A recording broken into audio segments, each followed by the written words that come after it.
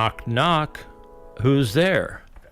You know, the guy that invented, or the gal, I don't know who it was, invented the knock, knock jokes. They won the Nobel Prize. Okay.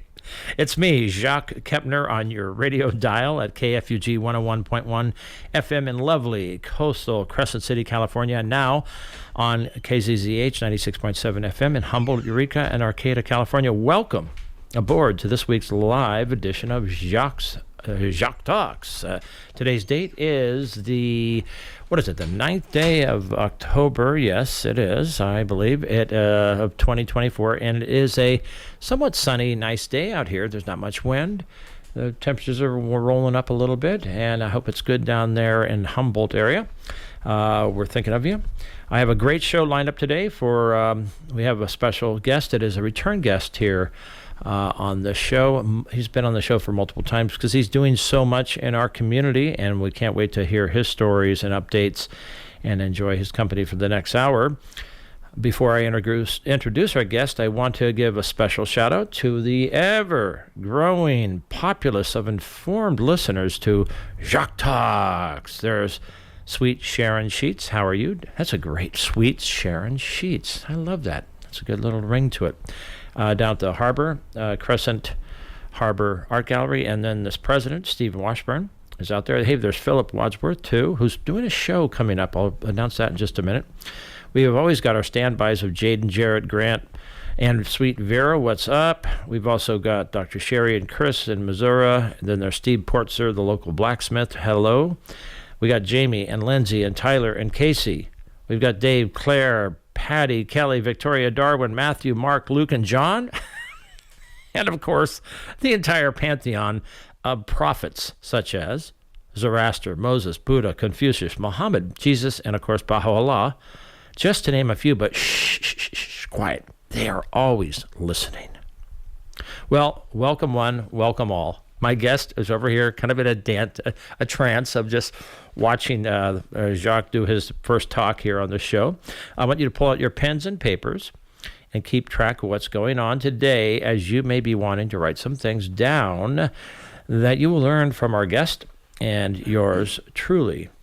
Speaking of which, are you or someone you know a true character that lives here in our lovely coastal corner of the world? If so, I want you to reach out to me on Facebook and friend Jacques, Jacques, Kepner, K-E-P as in Paul, N-E-R, Kepner. Or you can text me. I'm going to give you my phone number. Here it is. I'll give it to you later, too. 415-608-1063. That's 415-608-1063. You know, I used to think that's taking a chance, putting my phone number out there like that. But guess what? We come from an era when there used to be these things. The biggest books around were called phone books, and it listed everybody's phone number and their address, so you could be searched and found pretty easily. So it's not that private. 415-608-1063. There you go. It's that easy. I have something real quick here. Let me pull this up. What did I do with it? Here it is. I've got this. Okay. It says announcement. From the harbor, wait a minute, back it up, from the Crescent Harbor Art Gallery down at the harbor, kind of over near Dr. Kirk's new Port-au-Prince, South Beach, the new splashy, totally cool brewery that's going in there. He had a soft opening 2 weeks ago, and it was so much fun. And congratulations to him and his lovely wife, Cynthia. But there is a pastel workshop led by Philip Wadsworth. It is on Sunday, October 13th, from 1 to 4. So you got 3 hours of pastel working with Philip Wadsworth, who's a great guy, good friend, and an excellent artist. You want to call the gallery at, what is the gallery number? What's the gallery number? Okay, the gallery number, you could talk to Sweet Sharon Sheets. If you call her right now, it is 707-464-9133. Again, it is 707-464-9133, and that is the Crescent Harbor Art Gallery, which has been there for a long time. They've been around over 60 years. And next week, I believe we are going to have Philip in the class, in the room, and with Stephen Washburn and some other artist guests. All right. So today's guest is a relatively new friend of mine. I've known Nick Rail for, I don't know, over a year. I kept hearing about him, of course. He's a mover shaker in our society and in our community. He's an interesting guy. And then I had him on this show, and then we found it so fascinating what he's doing and his part of playing in this community that Dr. Gigi and I had him up on our KCIW show in Brookings multiple times, I want to say, on the Doc and Jacques Radio Variety Hour. And he is an extraordinary man. He's got his hands into a lot of proverbial pots. A lot of people know him and his generosity and his, boy, it's just amazing what he has done. Guess what I did? Did you print out the questions, Nick? Okay. Mine are out in the car. I just realized mine are out in the car. That's okay. Wait a minute. Yeah, they're out in the car. That's okay. I can't be everywhere at once, and I don't think I did leave them in here, did I? Okay, that's all right. All right. It wasn't until he is a trailblazer in all sorts of the word. When you mention the name Nick Rail in town, a lot of people instantly know. They shake their hand in acknowledgement, and they get a good smile. I think he's the luckiest guy in the world. He has no enemies. We try never to have enemies, do we? And I don't think I do, but maybe there's some secret ones out there. But I certainly know that this man does not. He's just, he puts out, he gives from his heart and soul. He puts his money where his mouth is. He and his lovely wife, Lisa, are benefactors, true benefactors in our society, in our community here in this Crescent City area. And we're blessed to have him. So it's welcome. 1, 2, 3. Let's push the right buttons here. Get Nick Rail on the air, and welcome, Nick. Welcome back to KFUG and Jacques Talks. Thank you, Jacques. It's wonderful to be here again. And gosh darn it, all those nice words. I think I'm going to need a new hat here pretty soon. The hat doesn't fit anymore. Good. Talking about phone books, I remember I was born in L.A. 1950, and family moved up here in 57. This is home. L.A. isn't. But I remember 3-4 years old, there were these milestone moments in my life. When I first sat at the dinner table, I had to sit on the white pages and the yellow pages of the L.A. phone directory. Wow.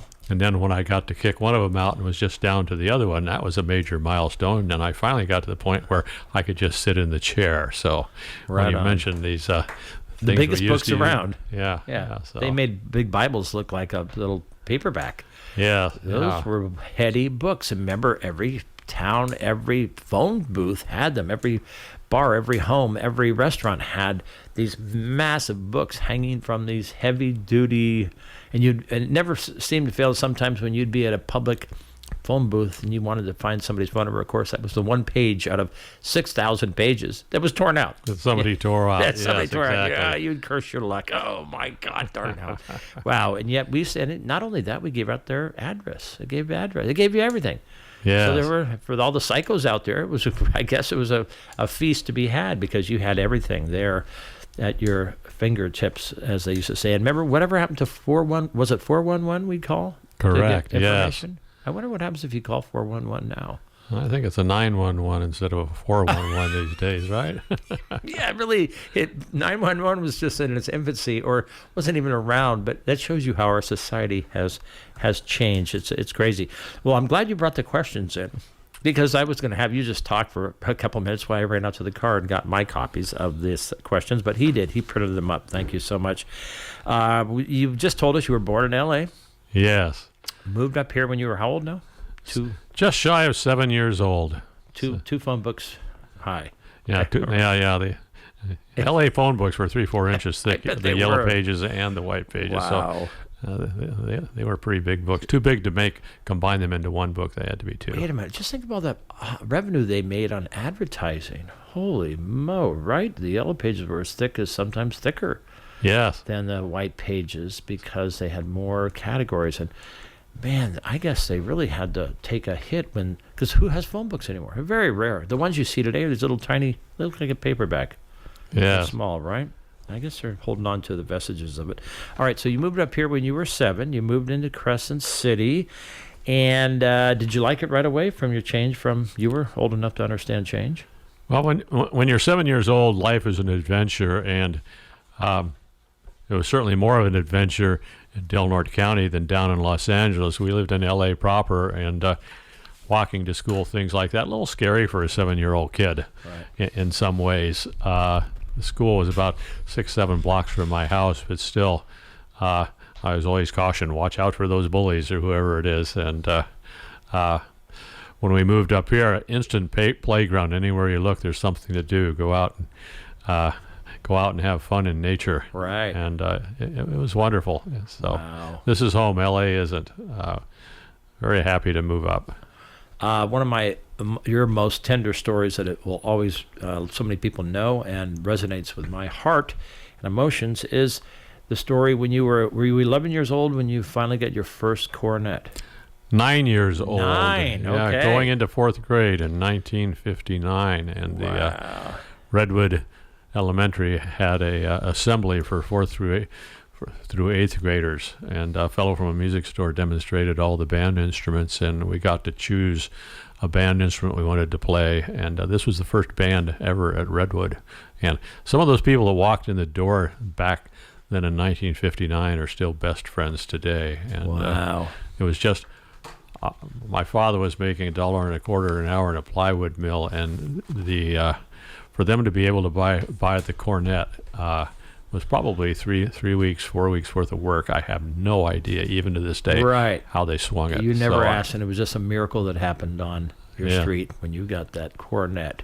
Amazing, and that's lovely. And you never really quite looked back, right? You got absorbed, and you picked up music, and you just ran with it. And ran with it, and it became a lifetime thing for you, a transitional thing for you. So you then went on. You graduated from Del Norte High.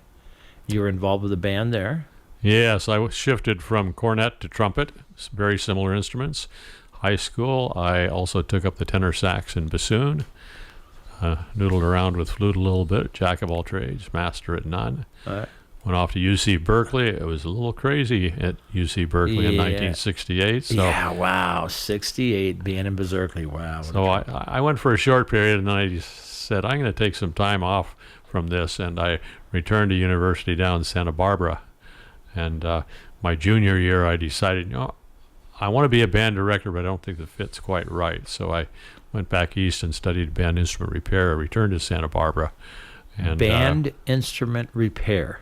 Yes. So that did not go the way of the phone books. It's still around. People still need their instruments repaired, do they not? Yes, and it's a great industry. There has been a shortage of band instrument repair technicians for the past 75 years. Wow. It's similar. I compare it to the nursing industry, where you can pick your state, you can pick your town, and it's of any significant size, you can probably find a music store and find a job. Yeah, music stores have survived, whereas camera shops have not. So many other businesses have kind of just been outdated and outpaced by modern times. But unless we just recently got a Yamaha 437 piano, finally, because we were looking for the big pianos, and I got a big upright. I had our friend Richard look at it. He told me he came in and looked at this one in the KFUG studio. I said, too far gone. It was heavy. It scratched the floor. It was this big monster. And once we got it in the room, it just didn't sound good, even though it was tuned. I just lost interest. Now we get this Yamaha 437P, I think it's called. Yes. And the thing does everything. It's amazing. It's 1/3, a quarter of the cost of an upright, even a used upright at $1,000. Let's say if you have to pay. Richard has plenty of those kind of pianos, so it's been transformative in our. So unless that's happening, because you guys also play strings, you play horns, you can play all sorts of sounds, but none of it, I guess, is perfectly pitched like the real thing. Well, but you get all those different voices, and you have rhythms that you can use as well, and it's portable. The digital pianos and synthesizers are a real gift. Many of us don't have room in our house or apartment for a piano. Right. This is a big consideration. The digital ones especially, you can throw them in your car, take them to the beach, And like you say, they shine your shoes, they wash your dishes, and they also allow you to be a musician. Yeah, they're amazing. They're amazing. And yet, when you go out on the town, as we do a lot, Dr. Gigi and I are constantly going out and search for good music venues and this and that and the others. And we always appreciate those drummers and the guitarist and the tambourines, the sounds that we hear, the harmonicas, the other nuance, the basses, and it's just amazing. And the piano or the synthesizer. And it's always going to be here. It's always going to stay. What is your opinion on big bands? Are they kind of going away? I mean, bands at schools are not. Well, all these different styles go in and out of phase to a good degree. Some of our the history of rock, for example, which basically started in the early 50s, and then you got people like the Rolling Stones still out there in their 80s. True. We don't know how long rock and roll lasts, right? But it still appears to be quite viable, and even the people who were there early days are still leading the charge.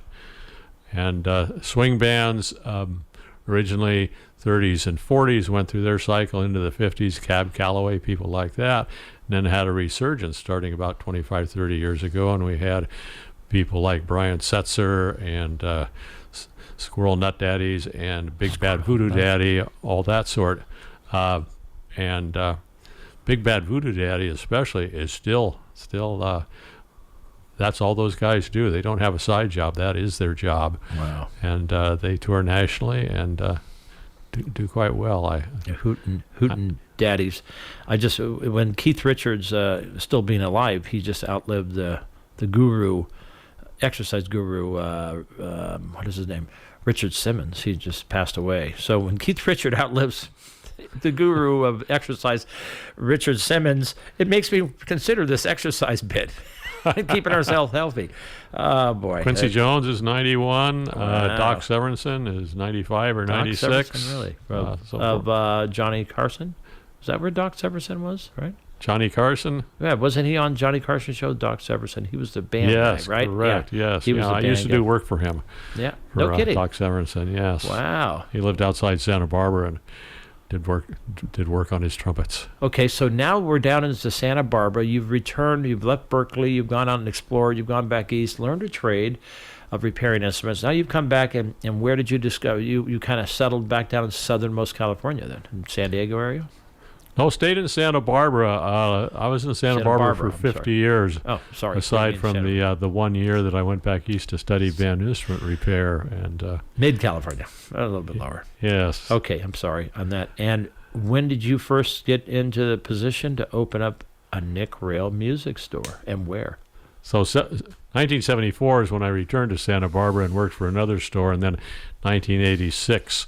I wasn't getting along with the owner of the store. The store I was working for changed hands, and the new owner was, let's just say, less than acceptable. So coincidentally, I opened up my own store right across the street. It just happened that way. Wow. And that led to additional stores in Agoura Hills, in Valencia, in Redlands, Bakersfield, and San Diego over a period of time. And our role model as a industry calls a school music dealer, where we rent instruments, fix them, teach them, all that sort of stuff.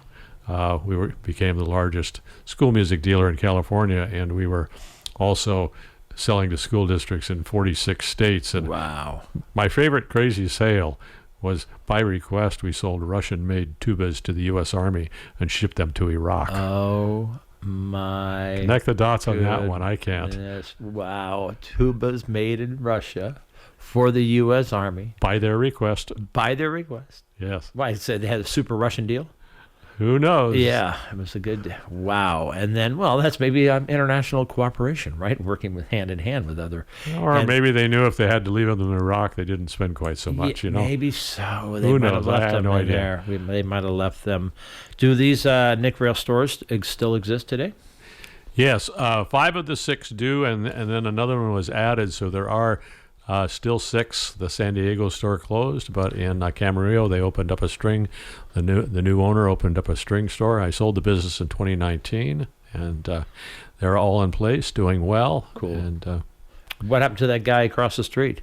Did he finally fold? He crashed and burned about a year and a half after I opened, and went on to other things which were probably better suited to him. And yeah, wasn't too great of a musician, a man. So you sold, you and Lisa sold the businesses in 2019, okay. And I don't need to know how much, but I'm sure you got a pretty penny for it all.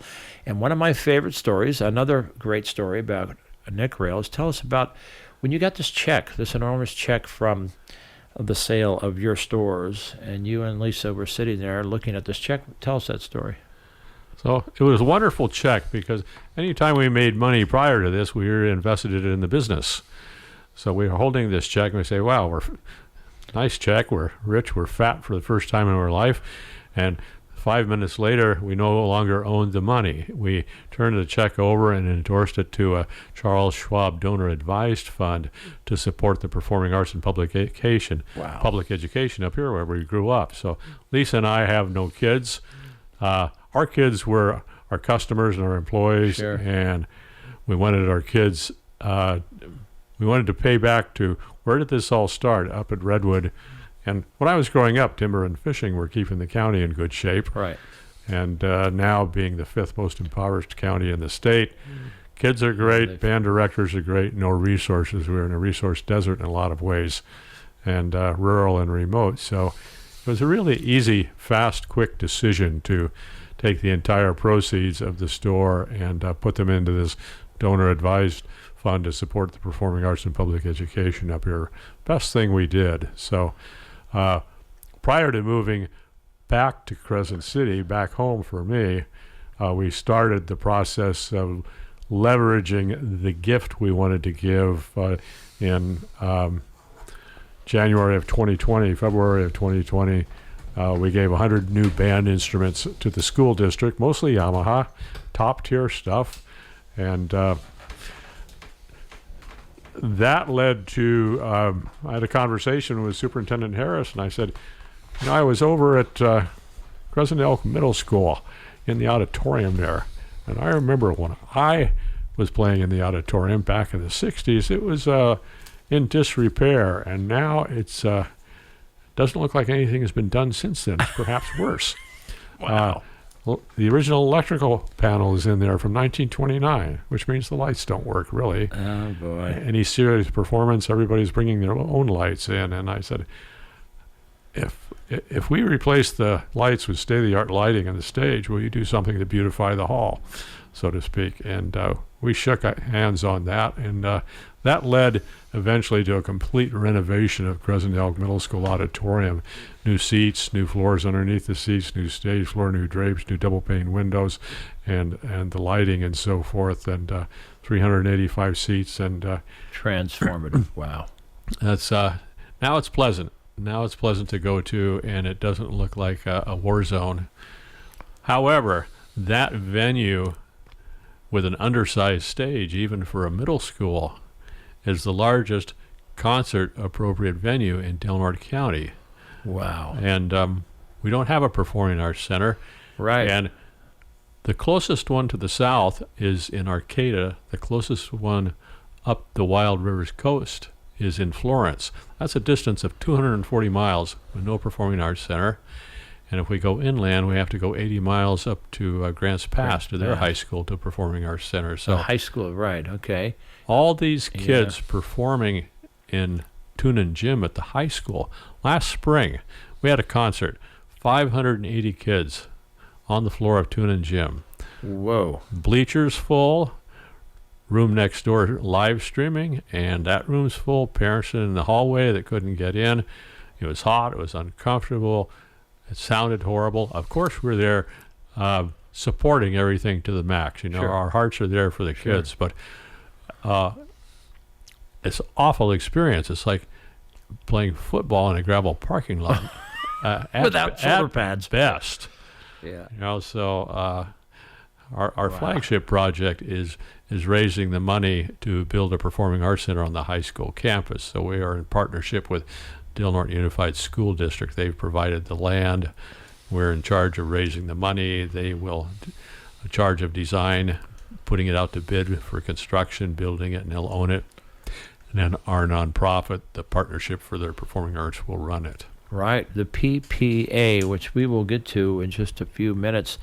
Love to talk to you about that, and we will talk about that because that's your instrumental, that's your keystone. I'm going to say the pinnacle. Will be your greatest achievement amongst many, many others. And the influence that you've had on people, and I just need to drop a few names: Daniel Sedgwick, the instructor, the band leader, the what do they call him? A band coach, teacher, band director at Del Norte High School, and formerly worked with you back in one of your stores. Yes, he grew up in Santa Barbara, and I've known him since he was 8-9 years old, and he spent 6 years in my repair shop when he was going to. So he learned the trade of repairing. Okay, yeah, carried the torch on. Yes, and so when we moved back here, I had the opportunity to buy a full repair shop, a very high quality, completely stocked repair shop down in Southern California. A friend of mine was closing their doors, and we bought that, brought it up here, and that has evolved into a full repair shop and a repair class in a dedicated 20 by 50 square foot building. We've got 8 repair stations. Wow. Dan is teaching 2 classes a day. This year he's got 27 kids enrolled in the program. Wow, good for And Dan. some of the kids graduate and go on to vocational technical school. There's one up in Renton, Washington, one in Red Wing, Minnesota, and then they're going out into the industry and getting good jobs. So it's a career technical education home run. I'm really proud of Dan. Yeah, Dan is. I can't get him on the show. he's so busy. He's running too fast. Yeah. His younger brother, David. I think David's listening. Hey, David, what's going on? Super instrument, very talented pianist and trumpet player, and on and on and on. And a benefactor has benefited from your influence in his life. I know that. There's Corey Tamadong, the director of music at Brookings Harbor.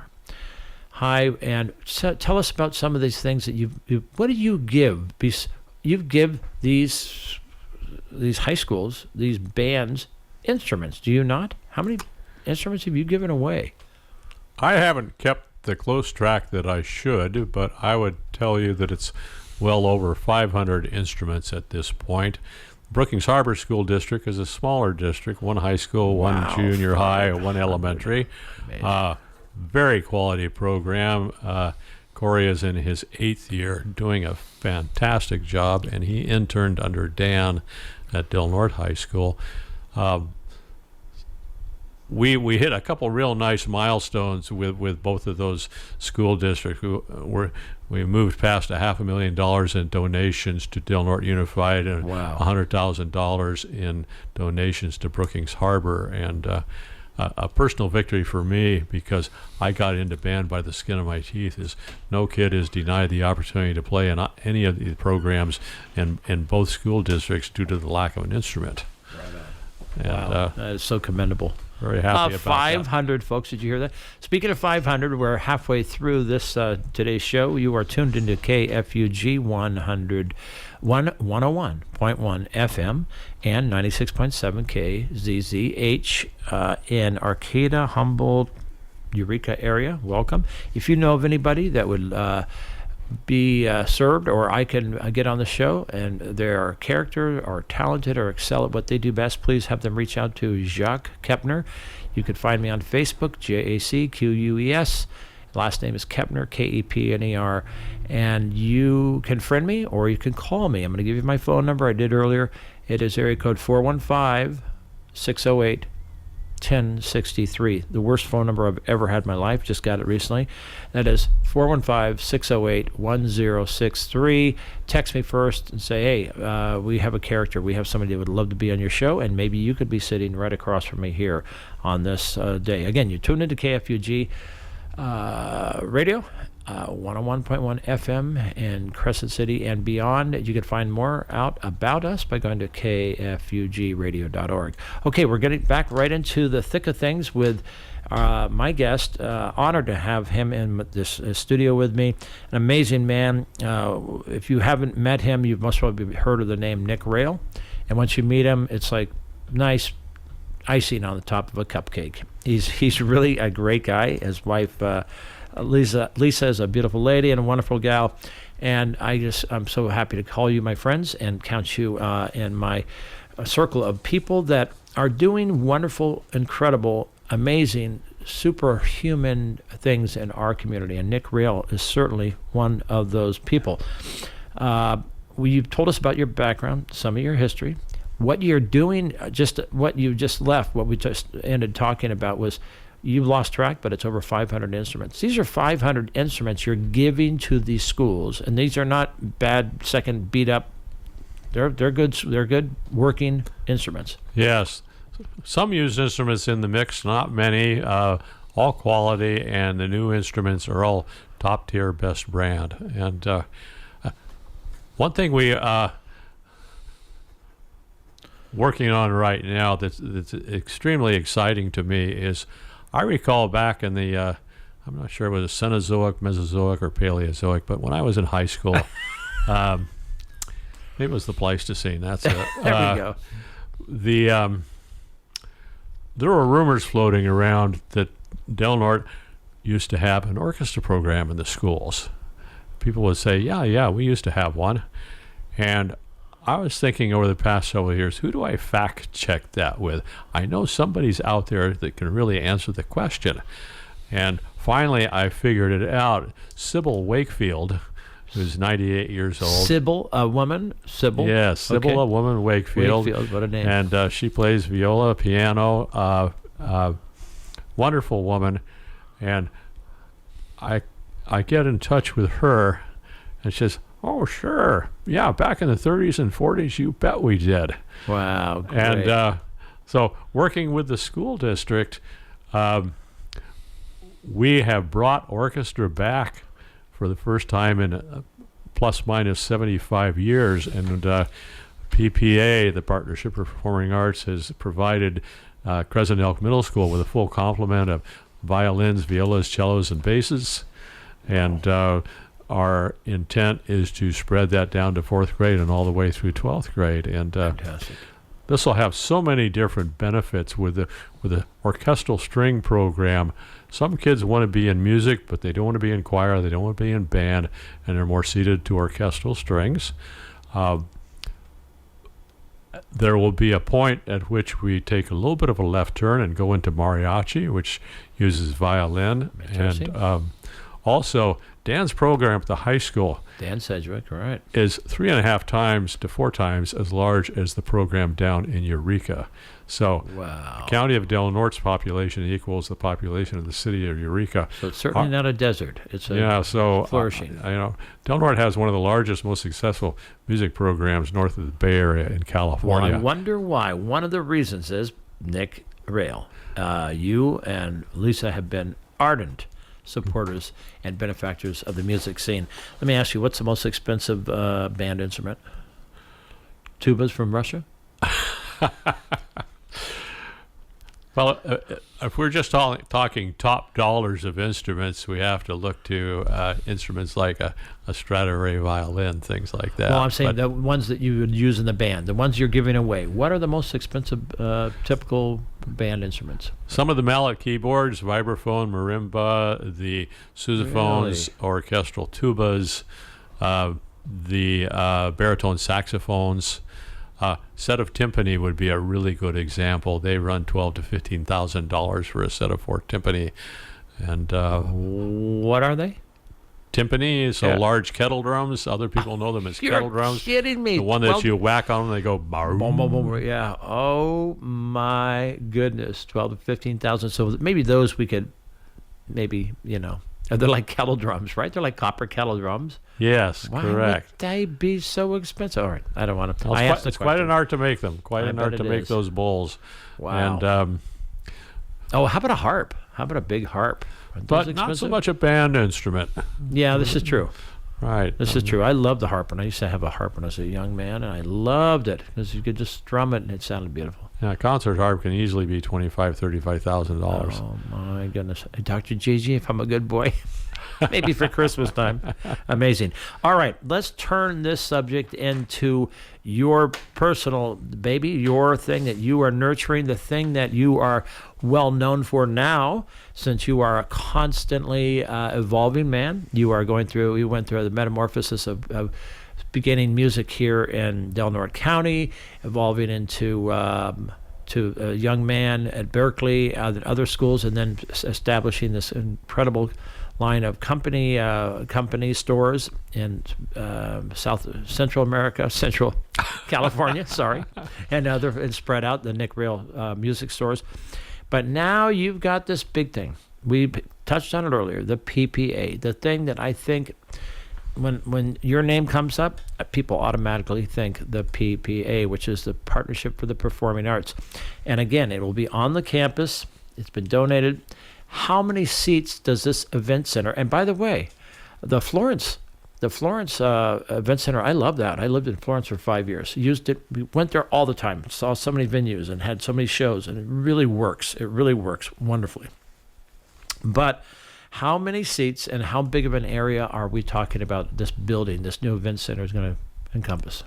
The Performing Arts Center will seat 800 people. The stage of the center is 7 times the size of the stage at Crescent Elk Middle School. Okay, I don't know that size, but you said it's pretty big. Pretty big. 7 times the size of that. Okay, yes. we know the Azalea Festival when they have the band shell up there. How is it?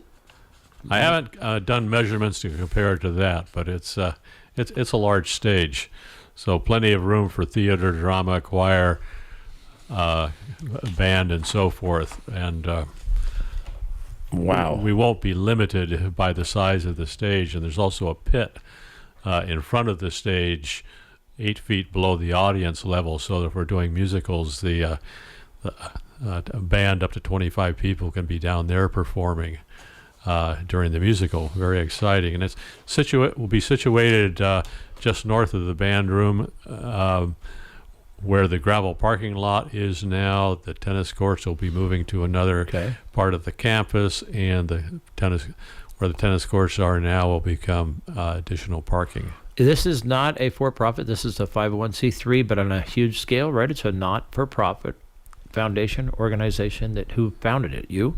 Yes, that's correct. Lisa? All right, there we go. You're speaking to the trigger guy here, the guy that pulls the trigger on all this stuff. You are also its president, right? The president of this, or the board? Yes, I'm not too much into titles. Titles don't mean too much to me, but founder, chair, president, Poobah, Smurf, Grand Smurf, whatever. CEO, it's all stuff, yeah. And you are on the board. How big is the board? We have 13 people on the board. I like that. I like the larger, the better, except when it's a real small 501c3, like some, maybe a Christmas wrapping group that has 16 it has to have 17. It has to have an odd number. That used to be. And that's your term is still, you were on a 3-year stint on that as president, and then, yeah, cool. All right, so there's the BOD of, hey, here comes Ralph coming in the back door. What's up, Ralph? How you doing, guys? All right, man. You know Nick Rail? Yes, we've met a couple of Yeah, times. all right. Do you remember the name of the music teacher at Fort Dick back when you were there? There were 3 music teachers at Fort Dick. There was C. Ben Ziegler, Harold P. Settlemeyer, and Lynn Dowdy. Wow. Because I was born in L.A. and moved to Smith River in '65, and we had a 6-piece band there. I can't remember the guy's name. Well, it was one of those 3 if it was Fort Dick. No. We're in Smith River. Oh, Smith River. This is in '66. Yeah. All right. You outcast in Smith River. Of course, you'd know these people's names. Good seeing you, Ralph. Yeah, all right. So the PPA is a 501c3. It is not for profit. It is an astronomical vision, but a realistic looking vision. It's going to cost approximately how much? Just shy of $50 million all in. Let's call it 43.2 at this point. Almost on the Facebook advertisement today, I almost said nearly 50 million, but I lowered it to what I remember we last talked, and that was in the 45 million. But by the time things happen, throw in an extra few million. What the heck? Again, this is an incredible building. You have to have parking all around it too, right? Obviously. Yes, and one of the very first things we did, working with Ward Stover Engineering, Ward is such a godsend to this project. Ward? What's his name? Ward Stover. Ward Stover. Okay, cool. And we did parking analysis to make sure that we have adequate parking to support anything that would happen at the center. And the center, of course, would not be operational when there's something happening, a football game or something like that. Right. There's not sufficient parking to have events at both venues. So we'll do a trade-off there. You are into this hook, line, and sinker. You are fully vested into it. You are always needing donations, right? This is a huge bill you got to cover. You want to be breaking ground approximately when, Nick? January 2026 is when we want to break ground. Okay, so that's 1 year, and let me get my math here, and 3 months away. So about 1 year and 3 months from now, the first proverbial golden shovel will be dipped into the soil of the new PPA, or the Partnership for the Performing Arts. Does it have any, is it partner PPA of Del Norte? Is it anything else attached to that? To the name of the center? Yeah. When we, a project like this, a fundraising, excuse me, or capital campaign, we hold back the name of the center because naming rights are part of the package. If somebody comes in and gives us a check for $10 to $20 million, they earn the right to name the center. Wow. And they can name it after their son, daughter, wife. Right. So naming rights for the center itself, or the theater itself, for example, or the lobby, things like that. Very interesting. Seven-figure donors have that opportunity. So if somebody gives us, would that be for perpetual, for all time? Because Oracle Park was then Pac Bell Park, which was then Levi Stadium. All these different names. Well, that won't be my problem. It won't be your problem. When were you born? 1950. There we go, 1950. So this is a big dream that's coming to fruition. You've got 1 year, 3 months approximately to go until that shovel is touching digging, and then everything goes at it. I know from my experience with one of the best event centers, and that is the one in Florence. I really like that. Is it's big enough to carry the crowd of a performing arts center with the seats, but it's also got the adjacent rooms in which they have festivals, or they have boutiques, or they have Christmas, where they set up all their little booths. Is this going to have that too?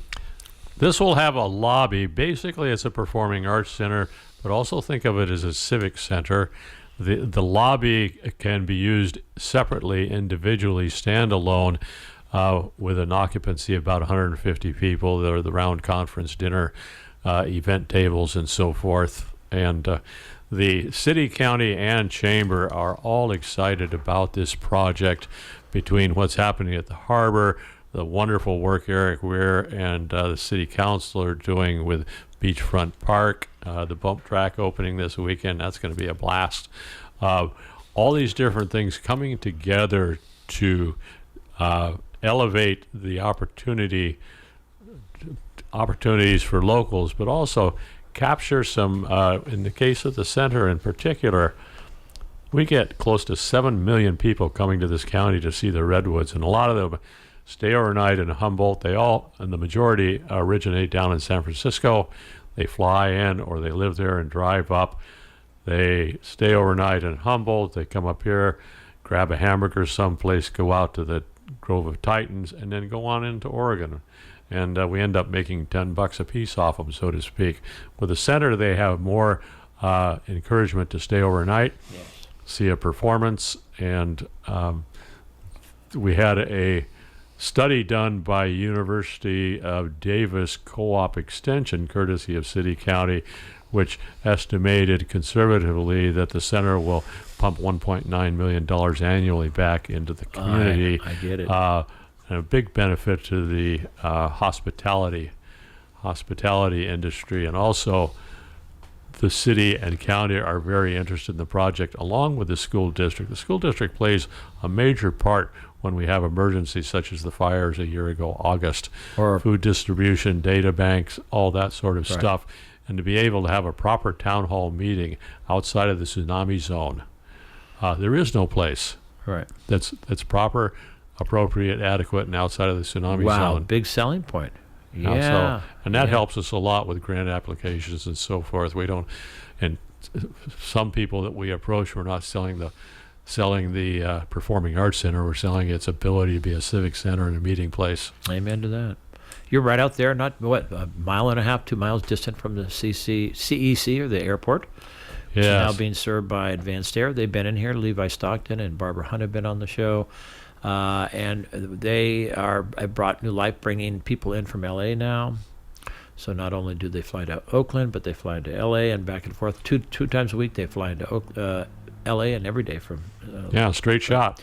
And you're so right. Internationally, when it was an interesting story when Gigi and I were in Germany visiting her home roots, and my mama and our brothers and sisters and everybody there, people would say, "Where are you from?" And we'd say Crescent City, Northern California, and they'd look at us and didn't know, and then we'd say where the redwoods are, and they go, "Oh yeah, we know they're big trees, right?" Yes. It's such a draw, international draw, and we seem to have the infrastructure here in Crescent City. There seems to be quite a few motels and hotels and whatnot. The food is, we got a variety of things, but it really needs something more. It needs some magic put into it. I feel, this is my opinion, the Crescent City needs some sort of a bump, some sort of a cultural bump, and I can't think of anything better than a cultural event / partnership for the Performing Arts building, in which would house these incredible functions and events and musical venues, and then, as you said, carry on to more civic-minded things when they have town hall meetings, big town hall meetings, or when there's disasters in town. Now, the cultural enhancement, when we look at our shortage of professional people in the community, especially in the medical field, the center will be another beacon of light to attract more people to come here and stay here. Right. And then to the south, we were mentioning this before the show, on the south of the harbor area, which is being slowly but surely reimagined. It's going through a metamorphosis as we speak. There's some big interest coming in. What's the bump thing on Saturday at the park? What did you call it? The bump track. So, Okay, what's... so it's like a skateboard park, except it's for bicycles, yes. but it's constructed in a manner that you kind of raise up and down and bump with your body, so to speak. You don't use the pedals of your bike. And you're doing this, going back and forth, and that gives you the acceleration that you need. Okay. I've gone down there and seen the kids and adults. I mean, there's people down there 5 years old and 65, 70 years old, and they are just grinning ear to ear. Because of why? It's slightly angled. It's at a... There's all kinds of wacky curves and ups and downs, and you can catch a little air. Is it a soft You can go around a landing? corner almost sideways. Whoa. It's very well done. Is and, it is banked real well? And I saw a short video. I didn't know that's what it was called. How very interesting is that? And are you planning to be out there on a bike, bumping? Probably not. No, probably not. No. Okay. Vicariously. I'll live through the others vicariously. All right, we have on our that one. news correspondent coming in. It's Ralph. Ralph's got a newspaper on it. He's got something.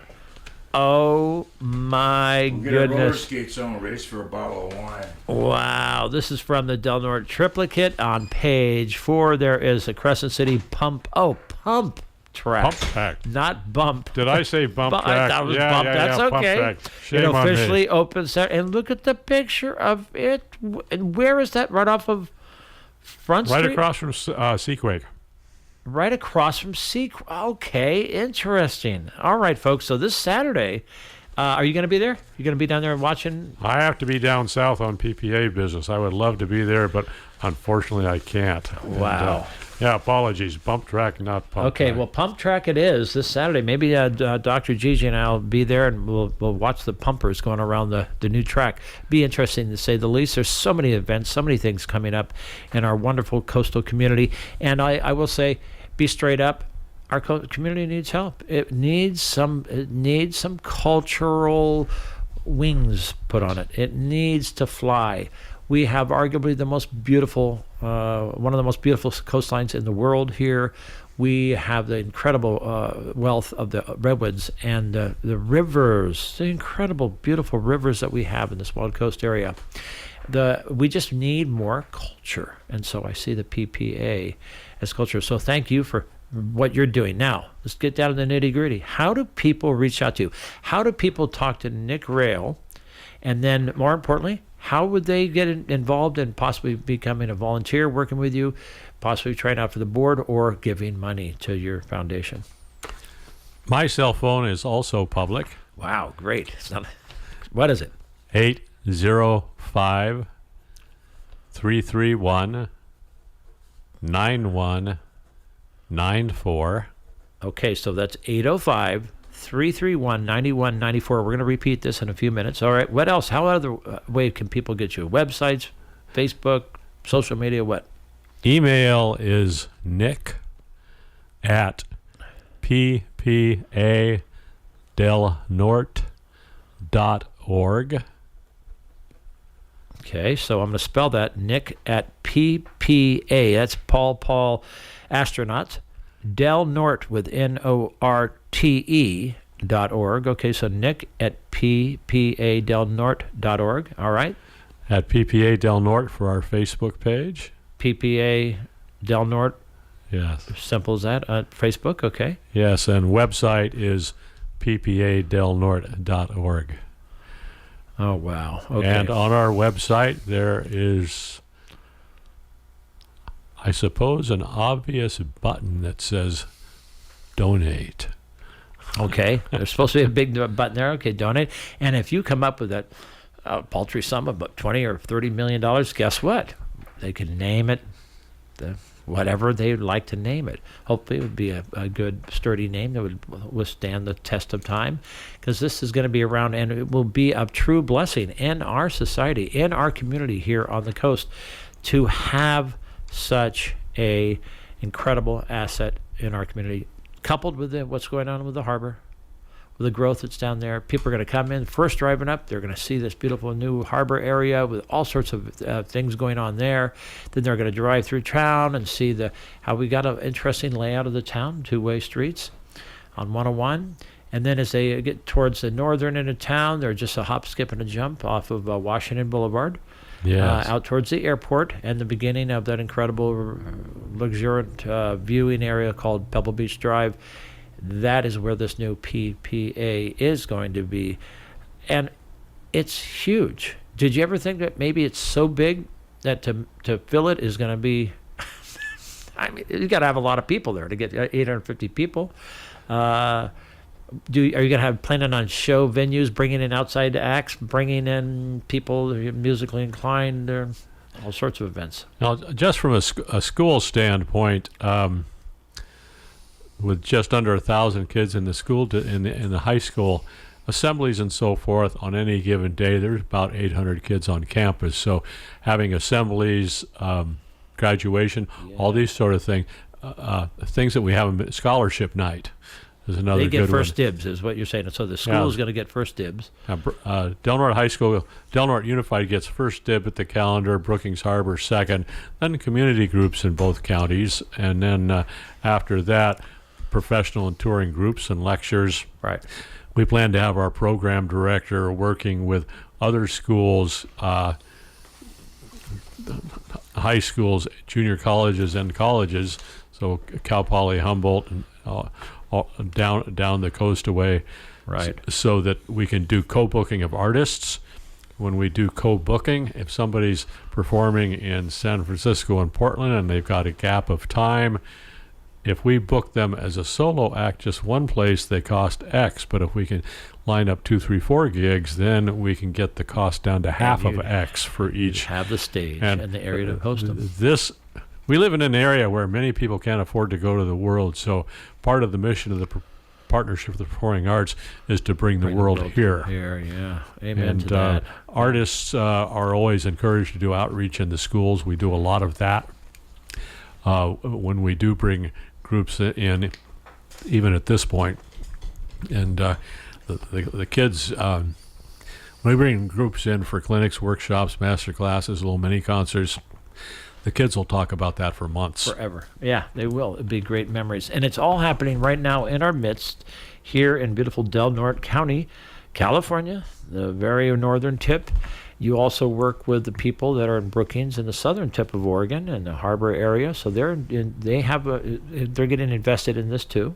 It's going to serve them just as much. Doctor and I drive up to Brookings 2 to 3 times a week, every week, for our shows and entertainment and this and that. Well, I am just ecstatic and so very extremely happy that things like this are coming. And in no part, we have everything to ask or praise you, Nick Rail, for doing this, for having the insight, for being the visionary, for being the luminary that has the wherewithal, the talent, and the candor and the friendship and the friendliness that you have to bring something like this together. God bless you on that. I am so excited. We can't wait. We want to be a bigger part of it. You can reach out to Nick Rail himself by calling his cell phone at 805-331-9194. Then we have, you can find him on the internet with www, it's PPA, which stands for the Partnership with the Performing Arts, delnorte.org. And then there's email, nick@ppadelnorte.org. So you can reach out and talk with this man, this guy, this giant amongst us. It's not just the redwoods. We have this incredible, talented man here in our midst, and let's all sail the ship to community prosperity. All right, I think we're at it. Thank you, Nick, so much for coming in again.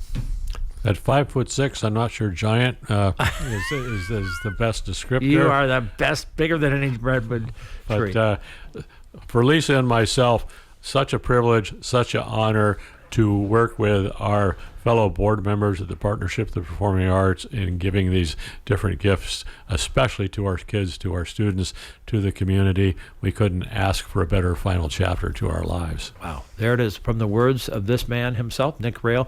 Give my best to Lisa. We will have Doctor and I will have you over one of these nights again, and we will have fun. Folks, I have to go. Thank you for tuning to Jacques Talks. You've been listening to us here on KFUG 101.1 FM in Crest City and 96.7 FM in Humboldt. Thank you so very much for listening. Be back next week with some interesting artists in town, and we'll leave it at that. So peace and love to you all. Have a wonderful, good day and a great week. Bye-bye.